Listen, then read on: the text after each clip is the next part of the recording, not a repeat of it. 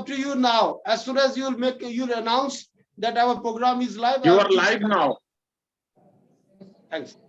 Very good evening, my dear viewers. I welcome all of you, those who are logged in with us from across India and those who are logged in with us from abroad. I welcome all of you on this 91 from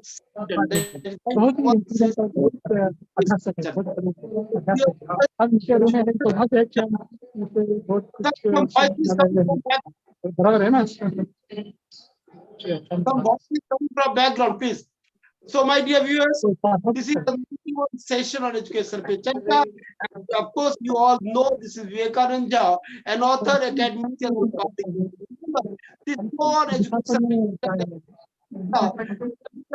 along with means under the aegis or under the auspices of that of this talk, which is being spearheaded by Sri Pramod, partner and collaborator. Viewers, in continuation of the series on education Charcha, today we have a very distinguished guest as usual. You all would appreciate.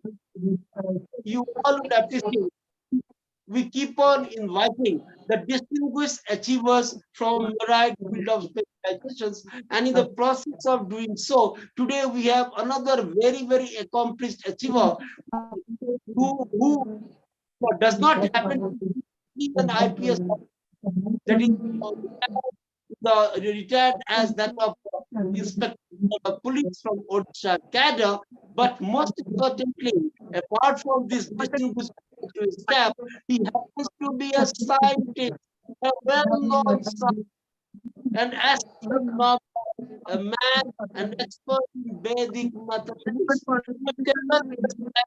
Indeed, going to be a very learned and educated. So we will be very distinguished. Odisha,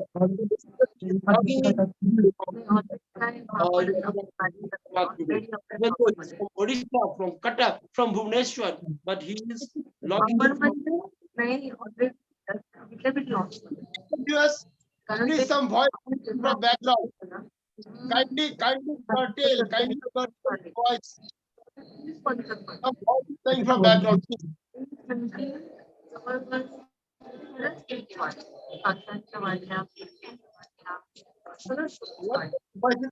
Pramodji.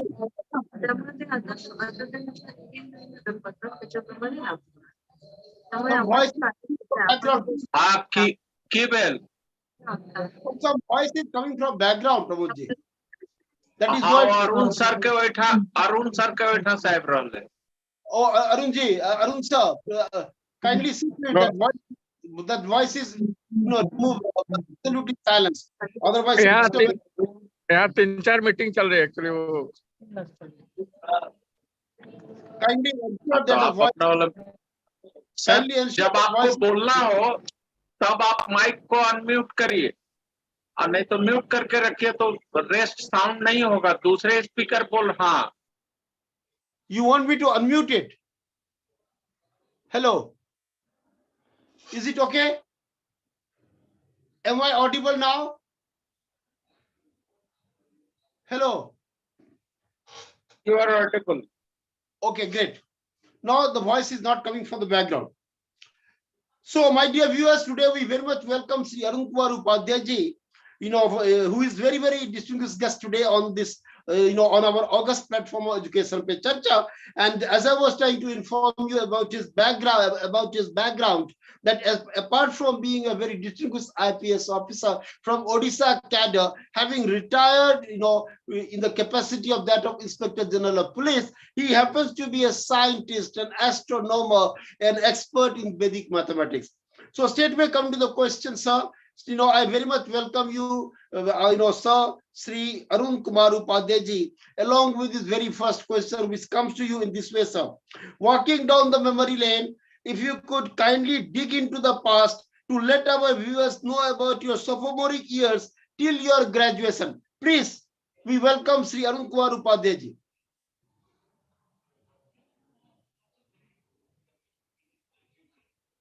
Hello. Sri Kumar UPADHYAY ji, yes. Yes, sir, Yes, please. yes. My education. Hello आके आवाज ठीक है Hello. ना आ क्या confusion છે आप बाजू ने Yes, please. yes sir please go अरे ahead यहाँ हाँ. Yes, please go ahead, sir. So my education started in a peculiar way. I started with the books of adult education, and 5 years course was finished within 2-3 months by books on adult education. Then after reading some Puranas and other Sanskrit literature, I started school education from class 6th. And after high school, I studied science and did MSc in physics. Then 10 years after leaving college, I did MSc in mathematics. Thereafter, I was interested in astronomy, Indian astronomy, and I was dissatisfied with the current commentaries. So I wrote a mathematical commentary on the largest astronomical text, Siddhant Darpan. Thereafter, I had interest in related topics of Vedic science and books of Madhusudan Ojha, who had dealt many scientific topics about 100 years ago. So whenever I was interested in any topic, I wrote articles on that, like structure of language, structure of classification of Vedic scripts, etc. These things I wrote. It's And ultimate. there was no pre-planning. As and when I developed interest. Where did you do all your primary and elementary and second senior secondary education from that you did not mention? Where from your education started? All that. No, my education started in my home itself. My father taught me Sanskrit and mathematics, etc., mathematics, English, and I read various books available at my house, like Puranas, etc. And thereafter, I went to class 6. Where? At the age of 8. Which place? In no, I belong to Ara. In village of Ara, I studied Sanskrit. Then in Munger district, Jamalpur Railway Middle School, I started education. Then high school from a village school in Rohtas district, present Rohtas district.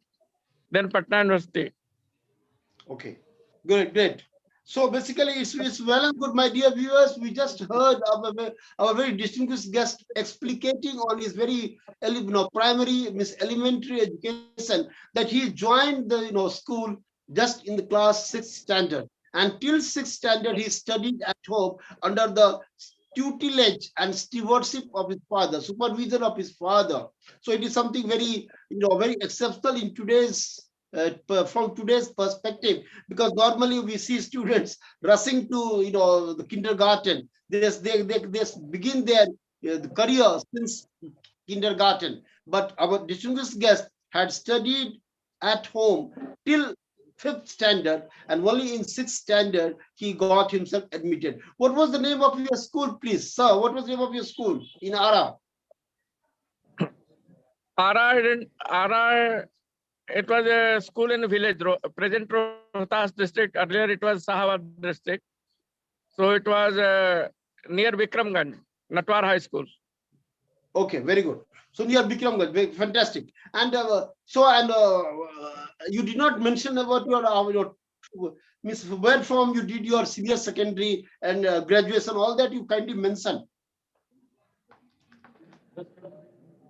I did matriculation from Janta High School, Teduas, near Vikramganj in Rohtas district. Then first year to MSc from Patna University. Patna University. So you are telling in 1974. Okay, great, sir. And then and from Utkal University, I did MSc Mathematics in 1981. Okay. So one thing actually, I think that out of curiosity, I'm asking you this question, especially on behalf of our viewers, that after doing a master's in physics from Bihar University, what was the trigger behind your switch over to mathematics, MSc from mathematics again from Utkal University? Because you already did your master's in physics. Then what was the trigger? What was the reason, the rationale behind your, taking up again mathematics and doing a fresh, that is MSc? What was the reason? That was of the spur of moment. I was ADC to Governor of Odisha, and there was a conference of Vice Chancellors of Odisha University. So Vice Chancellor of Utkal University told that in his family, 11 persons had done PhD in chemistry. And essence of all 11 PhDs was that the refined oils are better than mustard oil. So I just asked him, you must be using refined safflower oil for making pickles, etc., instead of mustard oil. So Vice Chancellor could not understand my question. So I explained, Governor asked, what do you mean? I told, sir, his family has done 11 PhDs to prove that refined oils are more unsaturated than mustard oil. So pickles should be better in those oils. So Governor understood. He told, why don't you do PhD in chemistry? I told, sir, my interest is in mathematics. So Governor gave me special permission to appear in MSc Part 1 and Part 2 both, which was to be held 4 months after that. So within 4 months, I again reread the mathematics textbooks from plus to MSc level. Within 4 months, I read all the books. That was a spur of the moment, just a child. Great, sir. And I didn't do PhD. You didn't do PhD, huh? Okay, great. No. So, and when did you qualify civil service? When did you qualify the civil service examination? In 74, I qualified in Indian Forest Service, Punjab cadre. Then in 1976, I was in Odisha cadre of IPS. Okay, great. Great, sir. Now I'm coming to the very next question, very interesting. So, of course, it's great. Sir, you claim to have studied MSc Maths, as you just disclosed, and informed our viewers. So kindly, and most importantly, you did your Vedic Maths also. You are an expert in Vedic mathematics. So, as well as an astrology, because apart from being a Vedic mathematician, you're also an astrologer. You did your astrology. So if you could kindly apprise about these subjects to our viewers, that how Vedic mathematics can be differentiated from mathematics that that is taught in today's academics, and what is your overall perception about astrology? Please, sir, your take on this. As normal astrology, I knew from my childhood. Means just to learn multiplication and division, I was making horoscopes. And horoscope making was an exercise to learn multiplication and division for me. That's all. Later on, after doing MSc, there was a book in Rajbhavan Library, because it was published by ex-governor of Odisha, Dr. N. Khosla, Brahmasput Siddhant of Brahmagupta. There was a big commentary in 4 volumes. I was interested in that, but I found that unsatisfactory. Main points were not explained. So I decided to write commentary on Indian astronomy in my style as per modern mathematics. Great. And then I started collecting books. No, so actually, you did not answer my question. My question is very simple. How do you differentiate between the mathematics which is actually being taught in syllabus in India and the Vedic mathematics which was taught during the Vedic age and era? So do you find the relevance of Vedic mathematics in contemporary times? And if so, do you want Vedic mathematics to replace the mathematics which is being taught in schools? What is your clarification on this? There is somewhat misnomer about Vedic mathematics. What we are talking about Vedic mathematics now, it is only a smaller, shorter method of numerical calculation. That's all. It is not a basic mathematics. It is just a short method of calculation. We should understand that. Classification of Indian mathematics was done by Bhaskaracharya in his commentary on Aryabhatti, and his classification is more general than the modern classification did by Felix Klein of Germany. That was called Erlangen program.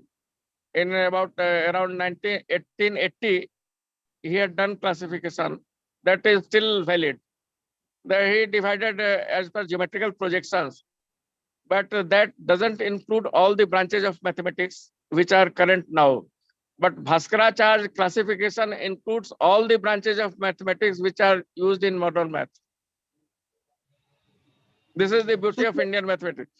Vedic mathematics, so-called Vedic mathematics, just a small part of that.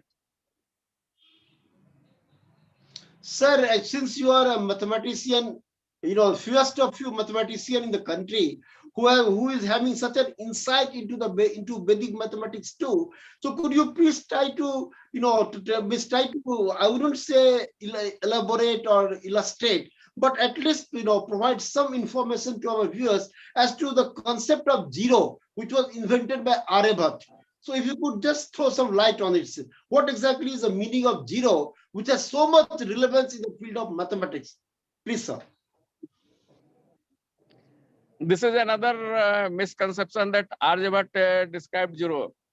Before Surya Siddhant was prevalent before Aryabhat, and Aryabhat has written that Surya Siddhant and Pitama Siddhant were before him, and all those number textbooks use zero. Even Chandi Path, Devi tells that Sunyang Cha, Asunyang Cha.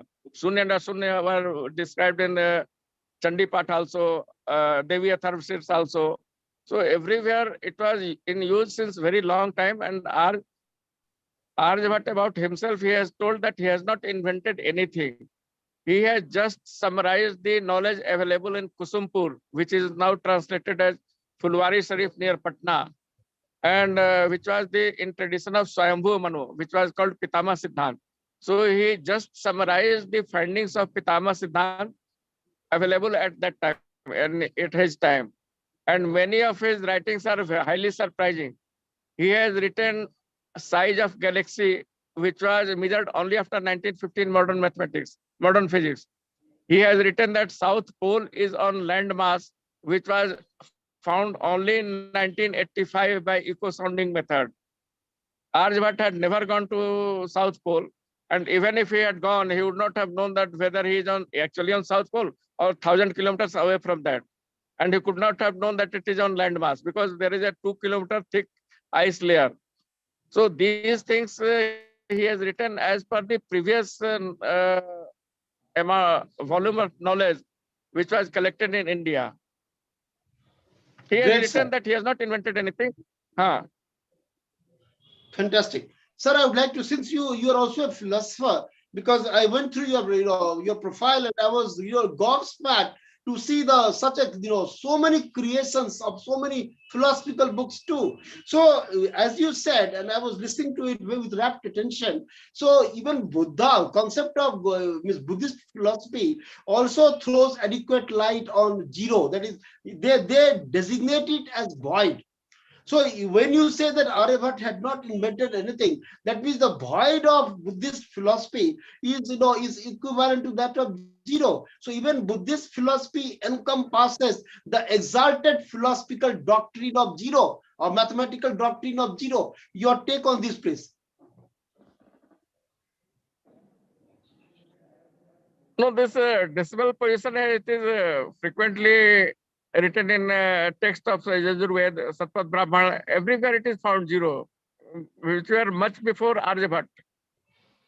And in all the textbooks, even in Upanishads, zero has been used. Shvetasutra Upanishad, main Yajurved Samhita, Satpat Brahman, everywhere zero has been used. Not only zero, very large numbers, up to 10 power 17, have been used in calculations. So, sir, that means you are dispelling the notion which is prevailing hitherto, that zero was invented by Aryabhat. So you are absolutely trusting any such conception, because you say that zero, and I am absolutely in agreement with your very erudite observation that zero prevailed much before Aryabhat was born. Because even Upanishads, Vedas, you have already quoted, given the reference of even Buddhist philosophy, when Buddha talks about void, it is nothing but zero. So zero prevailed long ago, much before Aryabhat was born on earth. This is what you are saying, sir, isn't it? See, zero has been defined in Kathopanishad. Zero has been defined in two ways. one zero is like 2 minus 2 is 0. Another 0 is that tends to 0, means smaller than any smallest number. Anu, Aniyan, Mahato, Mahiyan. Anu, Aniyan is the definition of 0, smaller than the smallest, larger than the largest. So Bhaskaracharya and Upanishads have described 0 both as per calculus and as per algebra. Algebra is 0, is a minus a is 0. Calculus 0 is that 1 by x, when x tends to infinity, then 1 by x tends to 0. This is definition. Then there are third definition of three types of infinity.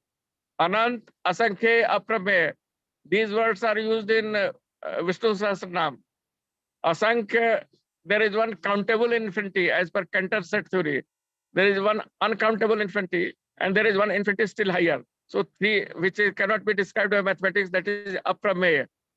Non-countable infinity is Asankhya, or countable infinity is Anant. These are technical terms of mathematics in Cantor's set theory. But these things have been described in great detail in Indian literature. Great, great, sir. Sir, I would like to ask you, because you are such a great expert, a scholar of scholars, especially when it comes to mathematics, and as you have classified even the concept of infinity into different classifications, a question readily comes to my mind, especially in Isa Baku Upanishad, where the Supreme Brahma is being described with this particular verse, Om Purnamada Purnamidam Purnata Purnamudachate Purnasya Purnamadaya Purnameba Basisate. Here also there is a special allusion towards that of infinity. So which infinity it is being referred to here in this Isa Baku Upanishad? Please, sir. That is preamble of Ishavasya Upanishad, and it is explained in the first verse of Ishavasya Upanishad. Ishavasyam idang sarvam yat kincha jagatyang jagat tena tektena bhunjita magratha kasya siddhanam. So there are three universal sets you can in mathematics terms. One is Brahma, whatever exists in space or universe, that is Brahma. Whatever is the moving part, that is karma. That is subset of that in mathematical language. Means one part of Brahma is that karma, which is moving part. And one set of part of karma is yajna, where useful construction is done.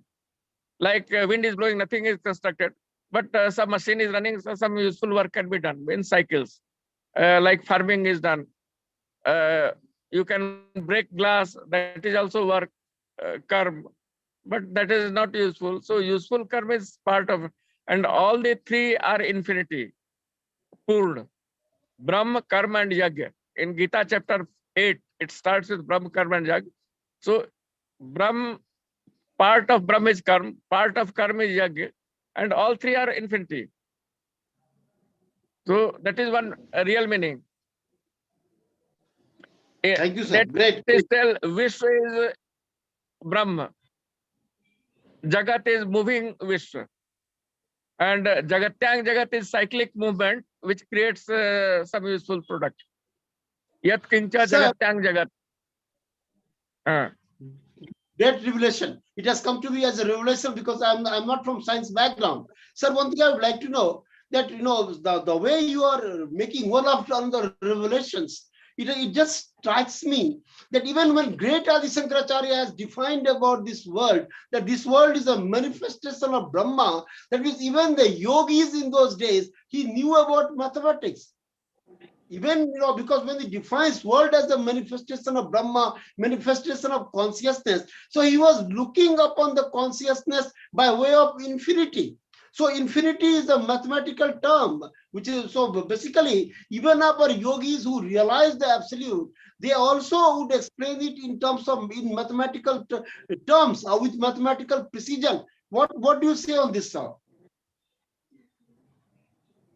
Look, there are many mathematical topics existing in our Vedic literature. In Satpat Brahmana, there is a paragraph which states that if you divide Muhurt by 7 times, means 15 power 7, then the time unit is called loam girth. Why it is called loam girth? Number of loam girth is about 75,000 parts of a second. It tells that the number of loam girths in 1 year is equal to number of cells in human body, and same as the number of stars in galaxy. And this thing was first estimated after 1988. Number of galaxies estimation was done only in 1988, and that number is accurately described and calculated in Sattvat Brahman. Great. So nice of you, sir. Thanks a lot. My dear viewers, we are getting the profusion of information from an scholar of scholars. Sri Upadhyay ji has been personally recommended to me by one of the stalwart lawyers of Supreme Court, Sri P.N. Misra ji, who himself had done an extensive and exhaustive research on great Adi Sankaracharya. And he spoke so loftily about our august guest today that I was tempted into inviting him. And so, it was all the grace speaks about the grace and his dignity that he instantly accepted the offer, and consequently he's illuminating our soul today. Thanks a lot, sir. I'm coming to the next very, very important question, because indeed you are describing about all that mathematical terms, which even though came to me as a ball from blue, but nevertheless, the very gravity of all the information that you are furnishing, I am sure not only I felt mesmerized, but I'm sure our viewers too would be amazed to hear all those revelations coming all the way from a Vedic mathematician. Thank you, sir. Now I'm coming to that very important question. Sir, you claim to have worked as a forest officer from 76 to 78. So, and as a police officer till 2012. In Odisha, of course, in Odisha cadre, you retired as the Inspector General of Police. So you are carrying both the hats, as a police officer, top office police officer, as well as a Vedic mathematician, a scientist. So, sir, if you could explain, even in just both as a forest officer in Punjab and your subsequent innings as that of an Inspector General of Police, please, sir. This is a miracle. I don't know how I survived in that system. This is just a miracle of God. I cannot explain how I survived in dangers coming throughout my life. Sir, one or two incidents, if you could describe for our viewers to know. Right, since I went to IFS when I didn't have any degree. In caste politics of Patna University, I was deliberately failed in BSc Physics Honours. When I complained to Vice Chancellor, the professor also was sitting there, and both threatened me that I will never be allowed to pass from Patna University. And as a revenge, they cancelled my matriculation certificate also, in which I had got national scholarship. So after 8 years of struggle, I could get my matriculation certificate. Only after the chairman, a senior IAS officer, was dismissed and arrested for his corruption, then only I could get my matriculation certificate.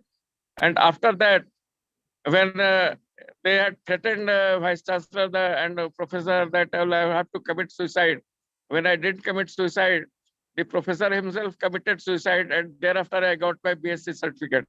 Thereafter, after coming, I was given special permission to appear at IFS examination only on the basis of my +2 mark sheet. I had no certificate. And till today, I have only marked it. I have not got any certificate of MSc anywhere. So similarly, in IPS also, remaining honest and working honestly, it is not a small thing. And there are hundreds of stories, incidents which I cannot describe. It is, I can say it is just a miracle that God wanted to save me. Even writing of astronomy was a miracle. In 1985, I had severe cancer of neural system, and doctors told that it is incurable by any method. So I thought that I was not born for dying with cancer. 14 years before my death, my birth, one Tamil saint has told to my father that his son will do a commentary on astronomy, which my father wanted. So as soon as I resolved that I will do whatever work has been assigned by God, immediately my cancer vanished, and till the work was complete, I didn't have even cough and cold. This is a miracle. But there are so many miracles I cannot explain.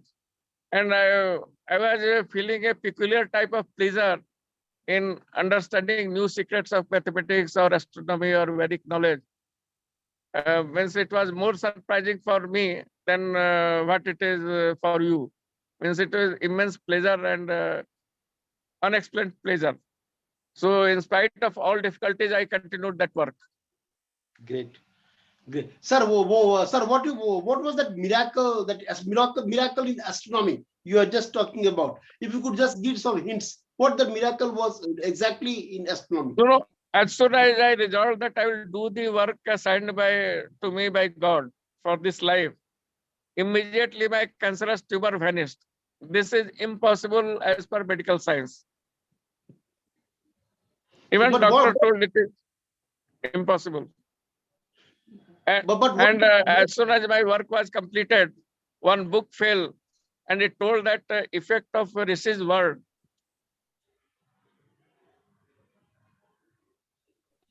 Takes place after 60 years of his work, commentary on astronomy.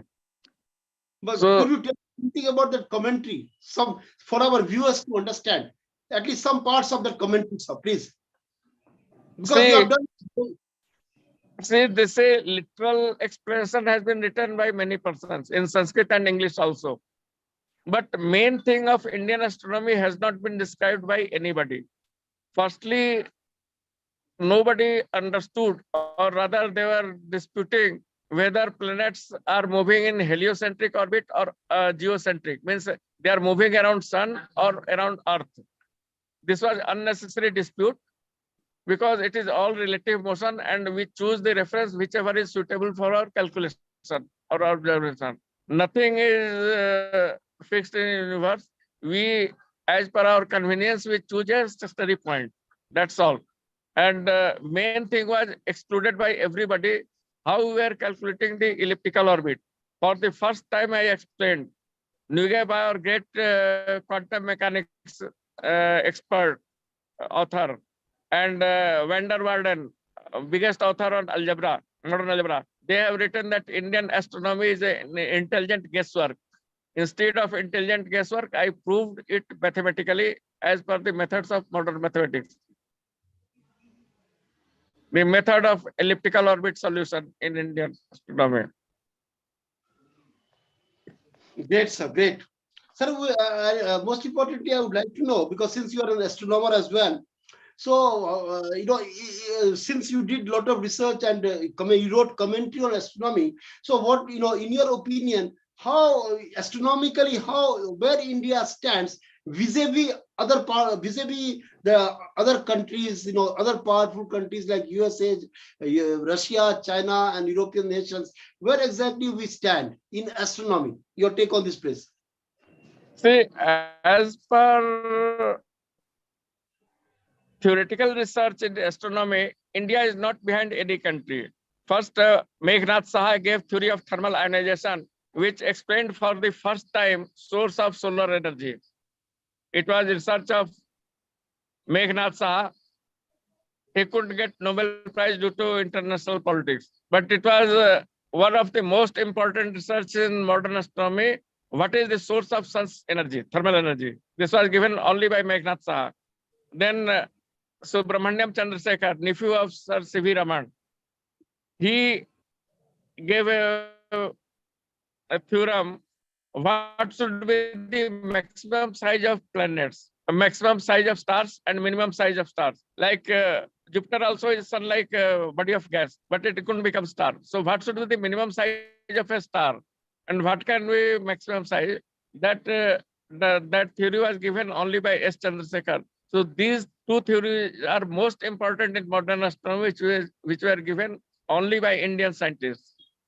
And even in ancient mathematics, they have given 4 methods of determining size of galaxy, which size was estimated for the first time in 1950. Even Einstein had no idea of the size of galaxy. You can imagine that.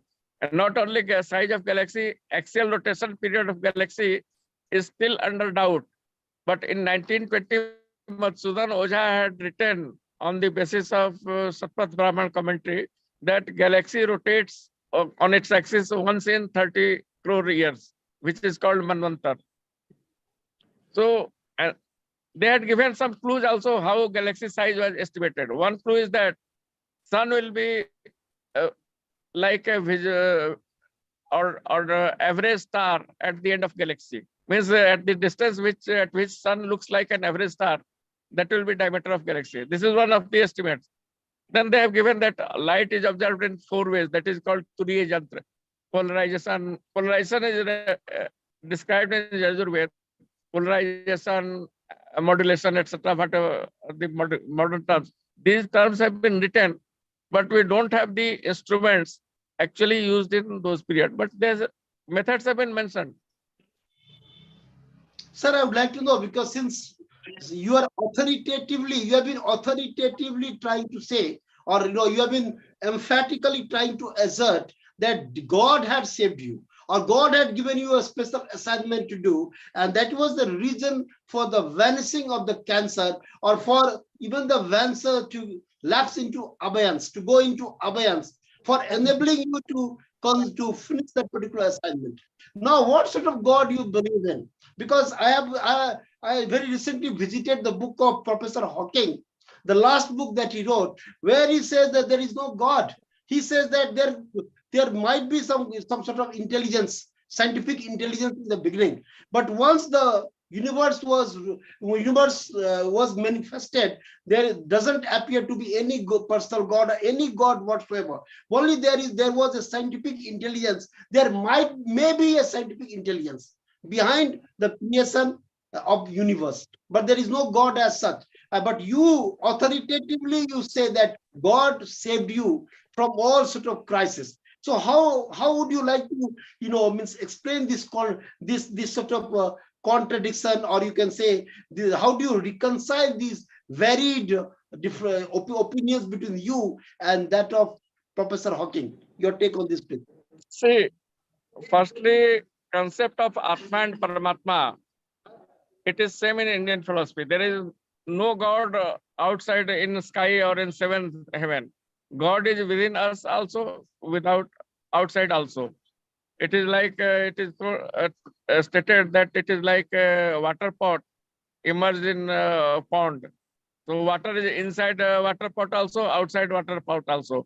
So Atma is within our body also, outside our body also. It is same thing, whether it is within our body, whether it is outside our body.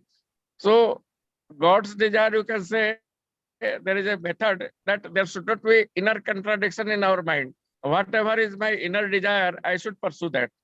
And I should not find contradictions in literature. There is a Brahma Sutra starts with that. What is method of learning? Shastra Jonitvat. You study texts. Tattu Samanvayat. You find harmony in Shastra. If you try to find contradictions, your knowledge within our brain will destroy each other. What is called computer virus, like computer virus. So if you try to maintain harmony, you will not have any difficulty, and your memory will be retained. No, it's okay. But you say that God has saved you, and you say it very authoritatively. So our viewers would like to know that whether you saw God, how you experienced God. So what is the basis of your being so confident that God had exactly saved you?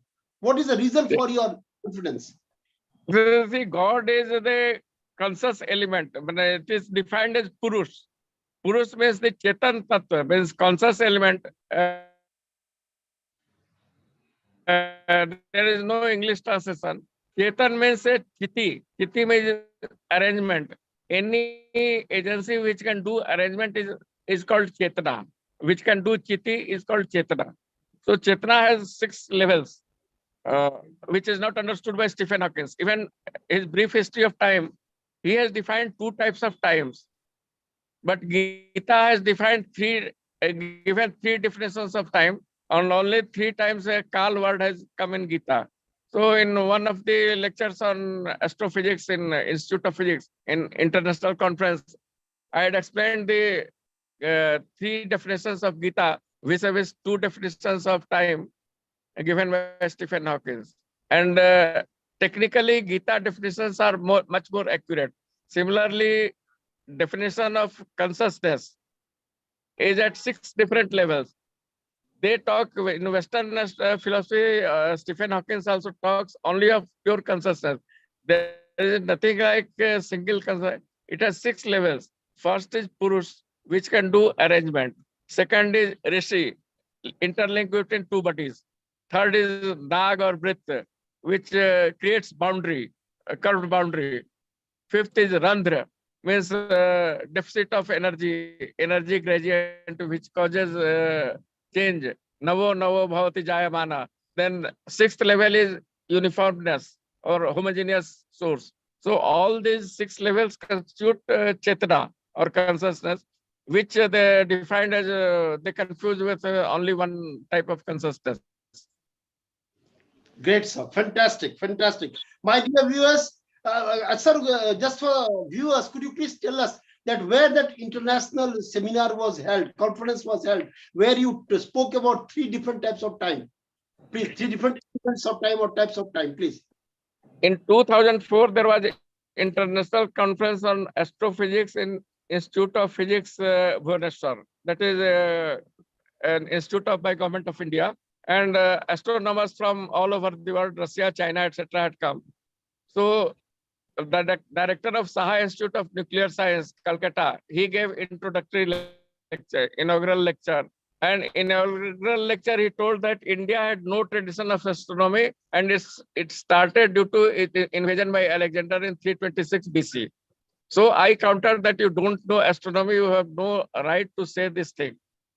So just to counter him, since I told him, since you don't know astronomy, I will give example of 2 popular books, Stephen Hawking's Brief History of Time and Gita, which are available everywhere. So Gita, only 3 places time has come.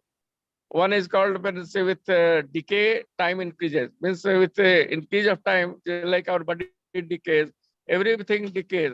But we don't measure time. We measure time by day, month, year, which are cyclic events. Then there is, if you see overall situation, there is no change. That is called Akshakal. Nityakal decays everything. That is Char Purush.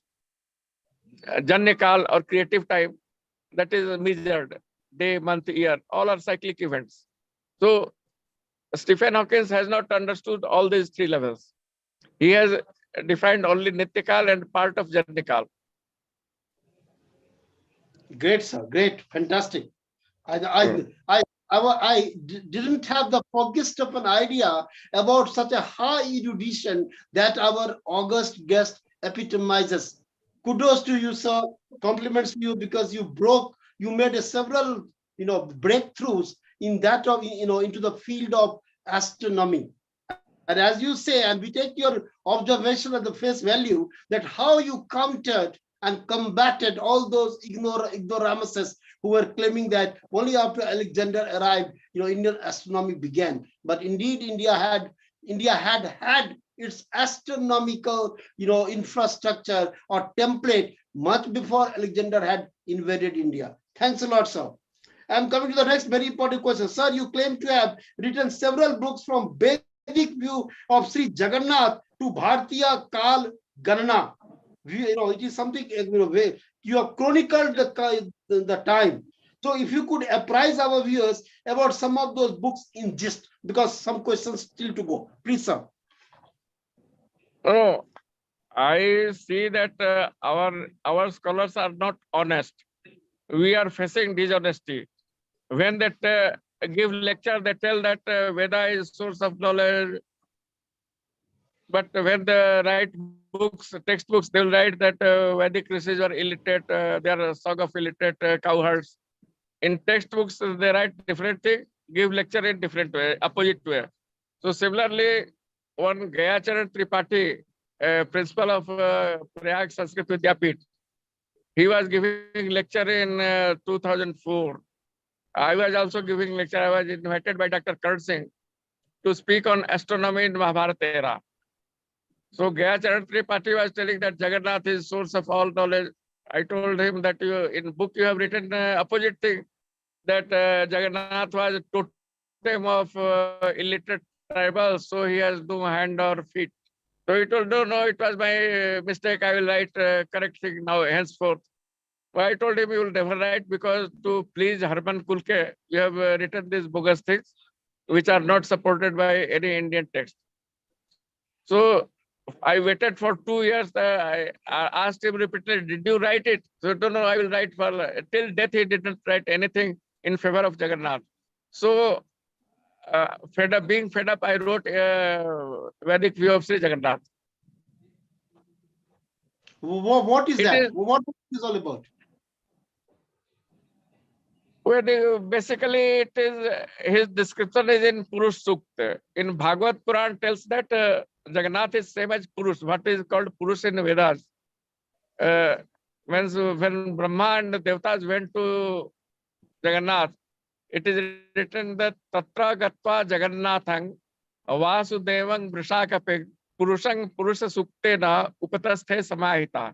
So Purush, Jagannath, Vasudev, and Vrishakapi, all these are same things, or rather different aspects of the same thing.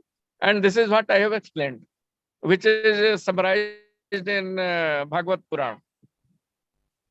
Great, sir. You have a strong footing in that of India's priceless legacy. My dear viewers, when our distinguished guest has been explicating on so many issues, so many aspects and dimensions of myriad issues, readily a very unpleasant, unsavory incident, readily strikes my mind. It was one of the iconoclasts. I would like to dub D.N. Jha, communist and an iconoclast D.N. Jha, who wrote the myth of a holy cow, wherein he had written all bogus and preposterous, concoctions. Book is full of all bogus and preposterous concoctions that Brahmins in the ancient time would eat cows, eat beef and all that. So what has become apparent that in India, Hindus basically, the section of Hindus are all iconoclast. They all have the traitorous tendencies and traitorous mindset to undermine their own religion. As whatever distinguished guest talks about, the other he named a particular man, who, despite giving him an assurance repeatedly, he never made that modification, the corrections, because of he wrote all sort of bogus and preposterous concoctions. This has become the tendency in this country, that Hindus, a section of intelligentsia, has been absolutely, they are having an antithetical mindset, and they have been writing all sort of nonsensical stuffs to demean and undermine Hinduism. And here we have our august guest, a son of the soil, who is so much proud of his own priceless legacy that he has become a great scientist of the caliber of that of Meghnad Saha, but he has a solid footing and a template on Vedas and Upanishads, which he has been glorifying. And he, according to his perception, Vedas and Upanishads are the genesis, or you can say objects of genesis of that of astronomy and other science. Great, sir. We are glad that you are illuminating our Charcha, education pe Charcha, and you are illuminating the nation with all the effulgence that you so seamlessly epitomize. Thanks a lot, sir. Coming next to you, next question. One thing you did not say, sir, before our time is running out, you time Ganna, you wrote Bhartiya Kal Ganna. If you could just please tell us about Bhartiya time counting. What is all that, please? So, as I told in the beginning, time is measured by cyclic events like day, month, and year.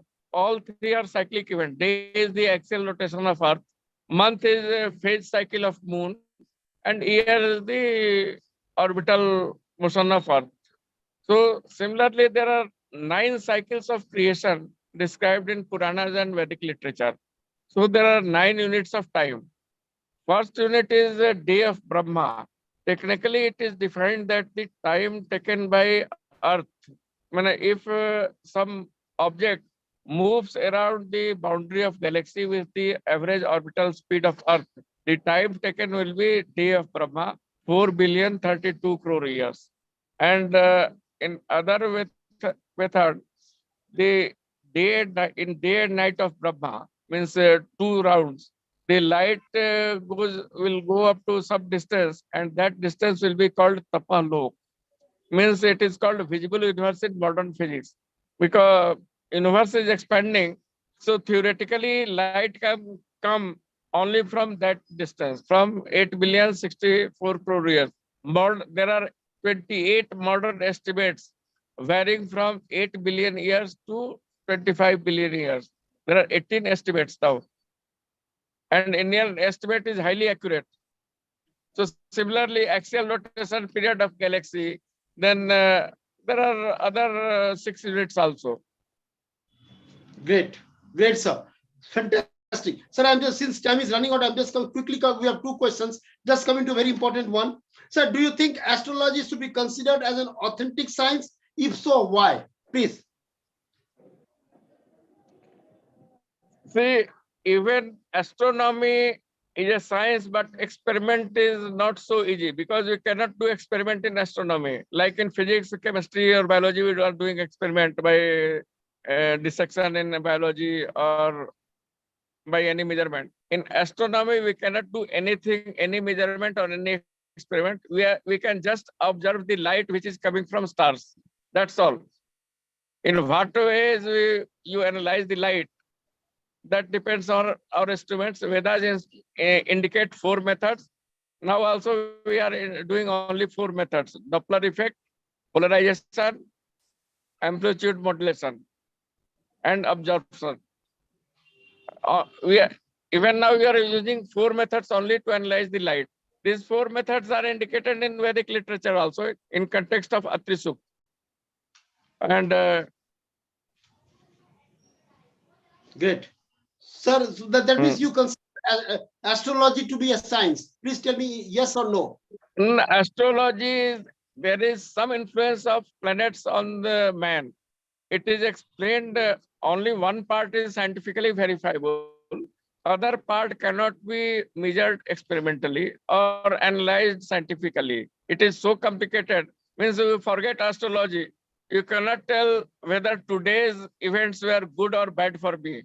You may realize after 4 days that today was not a good day, it was a bad day for me. So forget astrology. Even today's events cannot be analyzed. So astrology is a statistical guesswork, you can say, or estimate. But there is influence of planets described in the Yajurveda, that we have link with the sun at the speed of light, and that link comes and goes 3 times in a 1 muhurt.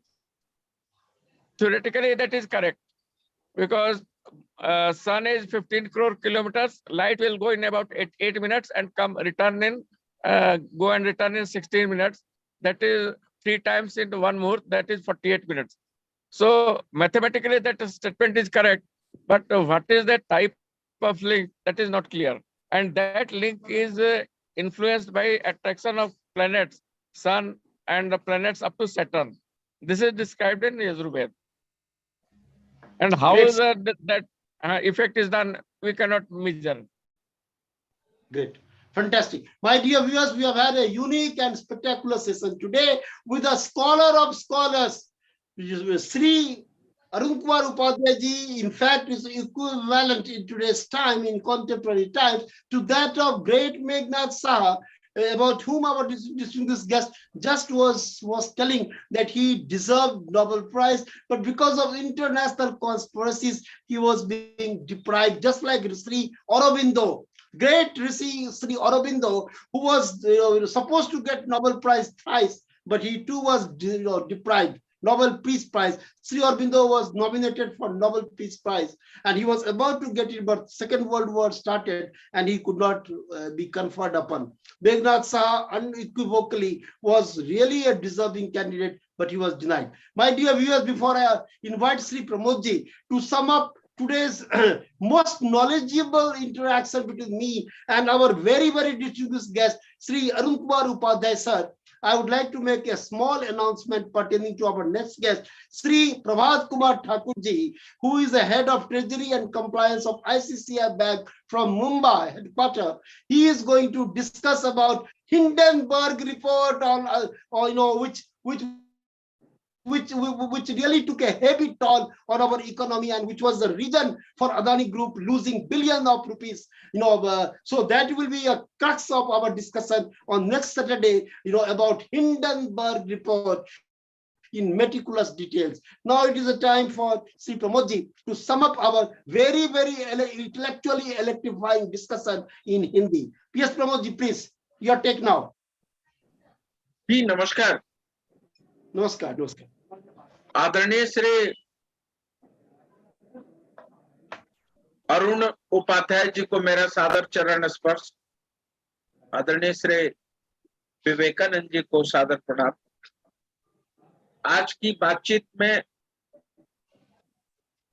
जिस प्रकार से हम लोगों ने देखा कि हमारे अपने स्वयं के सनातन वाङ्मय में और उसके ज्ञान खंड में, जो उपनिषद के रूप में जाना जाता है, वो सारी चीजें हैं जहां तक दुनिया का कोई भी रिसर्च न पहुंच सका है. विवेकानंद जी हॉकिंस के संबंध में सर से एक प्रश्न कर रहे थे. मेरी मान्यता इसमें ऐसी रही है कि जिस दुनिया ने कभी दर्शन अनुप्राणित जीवन जिया नहीं, हठ दर्शन पर आधारित भारतीय जीवन प्रणाली है, भारत के अलावा दुनिया के किसी प्रजाति को यह सौभाग्य प्राप्त नहीं हुआ कि उनके यहाँ के लोग दर्शन अनुप्राणित जीवन जिए. इसलिए उनको यह समझना बड़ा कठिन है. प्रयोग करना और प्रयोगात्मक चीजों को एक भ्रमात्मक द्वैतवाद सिद्धांत में ले जाना, जो हमारे यहाँ प्रभावशाली है, जैसा कि आदरणीय अरुण सर ने उसको बहुत क्लियर किया है गीता के माध्यम से और शतपथ ब्राह्मण के माध्यम से. और आपने जिन अपने यहाँ के उस कॉस्मिक वर्ल्ड की गणना को जितनी सहजता से, जितनी सरलता से जो एस्ट्रोनॉमी की चीजों को रखा है, ये हमारे परिवारों में परंपरा के हिसाब से हर वंश के लोगों के यहाँ उनके पुरखे उनको विरासत में देते थे. और हम लोगों के यहाँ वो भवात अभुआत और सभी नवग्रह और उनकी दशा और उनका समझ हमारे यहाँ ऐसे पंचांग के माध्यम से वो छपते रहे और हमारे घरों में वो लिखता रहा. और अब हमारे बीच में ऐसे अद्भुत विद्वान भी हैं जिन्होंने उस पर रिसर्च भी किया और जिस पर उन्होंने लिखा भी. और वैदिक सनातन चीजों को, सनातन वैदिक धर्म के अंतर में जो चीजें हमारे पुरखों ने डाल रखी है, या इस देश का एक दुर्भाग्य ही कहा जाए कि एक ही कालखंड था जिसमें इन चीजों पर लोगों ने चिंतन किया. जिसको तथाकथित आजादी कहते हैं हम लोग, उस तथाकथित आजादी से हम लोग जो आह्लादित हैं, उस आह्लाद ने हमारी बुद्धिक बौद्धिक क्षमता को और बुद्धिजीवी वर्ग को पददलित कर दिया और उनकी क्षमता को उस वर्तमान सत्ता के सूत्र के साथ बांध के उनकी संततियों को जितना ज्यादा हो सके नुकसान पहुंचाने का एक अभियान चला लिया. बहरहाल आज की इस पूरी वार्ता में दो बातें बहुत स्पष्ट है कि जहां ऐसे अभिभावक हैं, जैसे इतने ताकतवर लोग हैं जिन पर साक्षात महादेव की कृपा है और जिसको इन्होंने सिद्ध किया अपने जीवन से कि लोग रोग से रुग्ण होकर के और उससे स्वस्थ होने के लिए ईश्वर की प्रार्थना करते हैं, जहां साक्षात ईश्वर ने आकर के ये संदेश दिया कि आप जो है इस एस्ट्रोनॉमी पर आप लिखिए। और वो पुस्तक लिखी गई, तमिलनाडु के एक संत ने कहा, और जो भी रोग था, जो कर्क रोग थे, वो स्वतः विलीन हो गए। उनके दोबारा प्रतिपादन होने की कोई क्षमता नहीं रही। और उसके अलावा इस शरीर के ऊपर किसी रोग के आक्रमण करने का कोई जरूरत नहीं है। अब आप इसको ईश्वरीय क्षमता के साथ जोड़ के देख सकते हैं, और मैं इसको सत्य मानता हूं, और मैं इसको पूर्णतः समर्थन करता हूं। इसलिए कि हमारे समझ में जो बात आई है, जैसे गुरुजी कहेंगे कि हमारे यहाँ ऋत सुक्त है, और हमारे पुरखों ने कहा कि दैनिक रूप से आप संध्या वंदन करिए। और जब संध्या वंदन करते हैं तो दैनिक रूप से उस ऋत सूक्त का पाठ करते हैं। अघमरखण सुक्तस्य अघमरखंड स्तुप छंद बावृतो देवता स्वमेधा वामृते विनियोग ऋतंच सतंच तत्सोधि जातो ततो रात्राजायत ततो समुद्रार्वणः मीखतो संवत्सरो अजायत आहो रात्राणि विगतति मीखतो वसी सूर्यो तथा मथा पूर्व मकल्पयत्। इसमें संपूर्ण सृष्टि की संरचना का दैनिक रूप से त्रिकाल खंड में हमारे स्मरण में आता था। वहां ब्राह्मण माता के गर्भ से जन्म लेने वाले लोगों ने इस संध्या वंदन को त्याग दिया। इसीलिए हमारी बौद्धिक क्षमता का जो स्वरूप है वह प्रतिस्थापित नहीं हो पाता, और दर्शन में भी हम भ्रमित हो रहे। हमारे यहाँ तो इतनी स्वतंत्रता है, जिस स्वतंत्रता का कमाल ये है कि हम देवगुरु बृहस्पति और चारवाक और शुक्राचार्य को समान रूप से सम्मानित करते हैं। हमें विचार की और वैचारिक संस्थाओं की मर्यादाओं का पूरा पूरा ख्याल रहता है। इसलिए आज के विषय पर परम आदरणीय श्री अरुण कुमार उपाध्याय जी ने जो हमारा मार्गदर्शन किया, और आपके ज्ञान के ऊपर जो प्रभु की असीम कृपा है, उसको फिर से मैं एक बार सादर प्रणाम करता हूं। और संपूर्ण श्रोता वर्ग की ओर से और इस चैनल के माध्यम से आदरणीय श्री विवेकानंद जी की ऊपर जो ये जिम्मेवारी है, और उनकी दृढ़ता के कारण जो हमें ये लाभ मिलता है, इसलिए भी उनको सादर प्रणाम है। हम लोग केवल इस ज्ञान का लाभ लेकर के गौरवानुभूति नहीं करें, इस मार्ग का अनुसरण करते हुए आने वाले समय में अपने वैभव को स्थापित करें और उस स्थापना में योगदान करें। बस इतनी बात को कहता हुआ मैं अपनी वाणी को विराम देता हूँ, और फिर से सभी दर्शकों को, आदरणीय अरुण उपाध्याय जी को और विवेकानंद जी को सादर प्रणाम करता हूँ। बहुत बहुत धन्यवाद। Thanks a lot, Moji. Thanks a lot, my dear viewers. So indeed, it has been a wonderful interaction today between me and one of the scholar of scholars. You know, he is an astronomer, scientist, and IPS officer. So man who is wearing multiple caps, but we have seen that even his scientific inventions, had the philosophical template. The templates on the foundation was that of Vedas and Upanishads. All the sort of inventions, his calculations in astronomy, his all that has the philosophical depth in that of Vedas and Upanishads.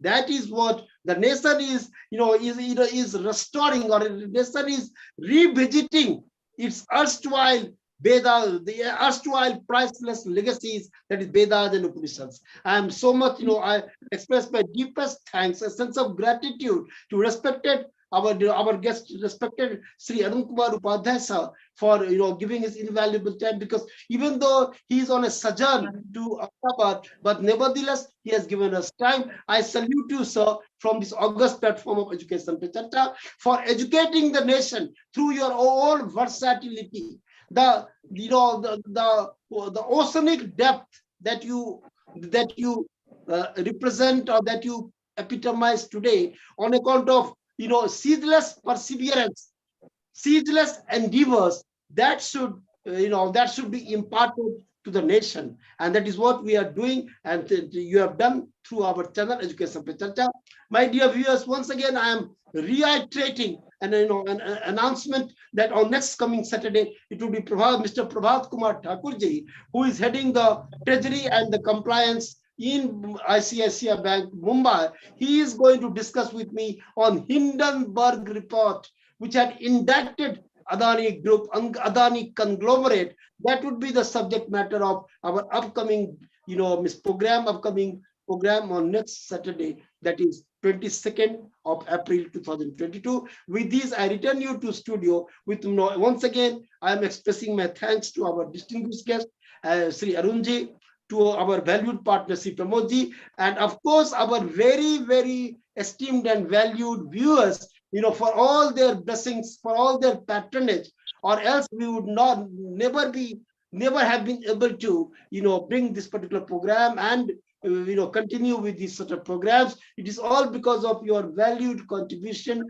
your most cherished contribution. We are able to sustain this particular level of energy. That is, that really we acknowledge it with a deeper sense of gratitude. Thanks to all the stakeholders of Education Pe Charcha.